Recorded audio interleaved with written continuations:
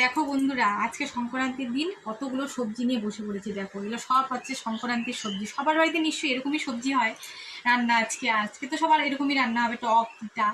তো দেখো এতগুলো সবজি এখন কাটবো, তারপরে রান্না করবো। কখন যে রান্না করবো আমি আজকে জানি না।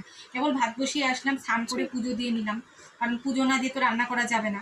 তো যে পুজো টুজো দিয়ে নিলাম, এখন এই যে সবজি কাটতে বসলাম। সবজি কাটা হবে, তারপরে কখন রান্না হবে আমি নিজেও জানি। তো দেখো এখন এগুলো আস্তে আস্তে সব কেটে নিই, এগুলো এখন রান্না করব। রান্না টান্না করে তারপরে খাওয়া দাওয়া। তো আজকে তো একটু দেরি হবে রান্না করতে, যেহেতু এতগুলো সবজি এখন কাটতে হবে। তো কার কার বাড়িতে কী কী রান্না হচ্ছে অবশ্যই। এই দেখো বেগুনটার মধ্যে পোকা, দেখেছো? এখনকার বেগুন একদম ভালো না, দেখেছো? দেখো পোকা বেগুনটার মধ্যে।